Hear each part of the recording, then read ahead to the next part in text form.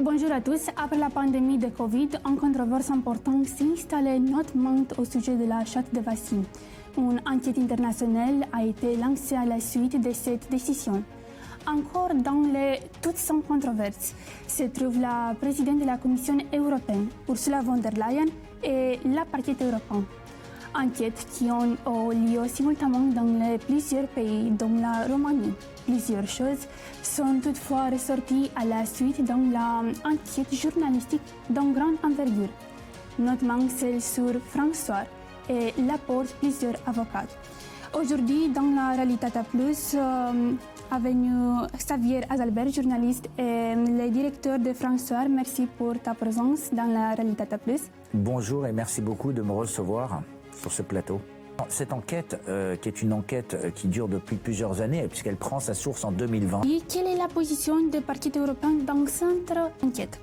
Alors, la position du parquet européen est importante, mais avant, prenons un petit peu de recul, parce que regardons comment ces vaccins ont été achetés. Ils ont été achetés non pas par les pays de manière individuelle, mais au travers d'un contrat d'acquisition anticipé, qui s'appelle un APA, Advance Purchase Agreement, qui a été, où les États ont consacré une délégation à l'Agence européenne du médicament pour qu'ils puissent agir pour le compte des 27 États membres de la communauté européenne, qui forment, on va dire, l'Union européenne.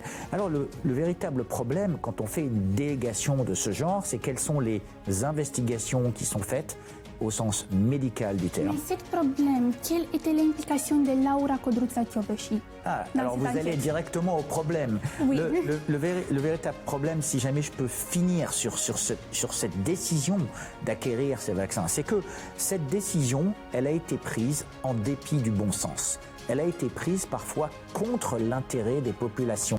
Il se trouve que quand il a déposé sa plainte initiale en Belgique, qu'il a déposé en avril 2023, quand il a déposé cette plainte, il y a eu de suite l'intervention de ce qui s'appelle le parquet fédéral, le parquet européen, le PPO, dont Madame Kövesi est à la tête.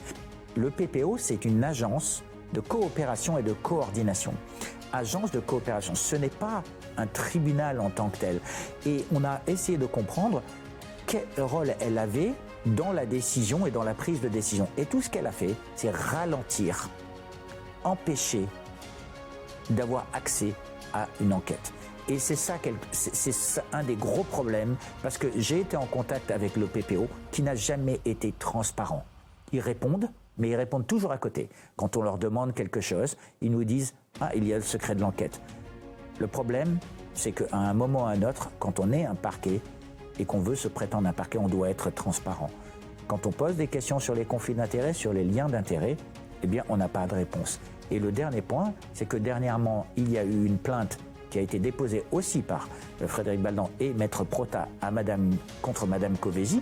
Et j'ai aussi posé la question aux membres, à la Commission européenne, au Parlement européen, et je leur ai demandé, est-ce que vous êtes au courant de cette plainte? Et la réponse, c'est non, ils ne sont pas au courant. Ce qui veut dire que la représentante de ce parquet, qui est visée par une plainte pénale, n'a même pas informé les autorités. Mais dis-moi, quel élément qui décrit les milieux des fichiers?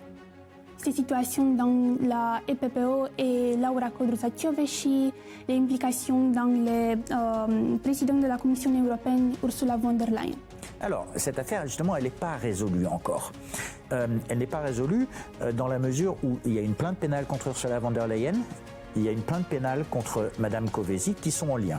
La plainte pénale contre Madame von der Leyen a rencontré énormément de barrières. Le PPO, le parquet européen, a mis énormément de freins. Elle a freiné pour l'enquête. Madame Kövesi dit « Nous n'avons pas pu trouver de suspect alors que Madame von der Leyen est visée ». Cette plainte fait l'objet d'un pourvoi en cassation par certains des parties plaignantes. Et de l'autre côté, la plainte contre Madame Kövesi continue. Elle continue. Parce que celle-là, elle n'a toujours pas été jugée, elle n'a toujours pas fait l'objet d'une fin d'enquête. Et donc, c'est un véritable problème parce qu'aujourd'hui, il y a des décisions de continuer avec d'autres acquisitions de vaccins de type mRNA avec, par exemple, Moderna, de par la Commission, et on n'a toujours pas résolu le problème. Donc, le rôle de ces deux personnes est très questionnable dans la manière dont elles prennent les décisions, y compris sur le contenu des contrats, parce que ces contrats n'ont toujours pas été rendus publics. Donc vous, en tant que journaliste, vous ne connaissez pas le contrat. Les partis, les membres du Parlement européen ne connaissent pas le contrat. Quel est le dangereux dans la Roumanie, dans la politique? Alors, aujourd'hui, ce qu'il y a de plus dangereux, c'est que le peuple a voté.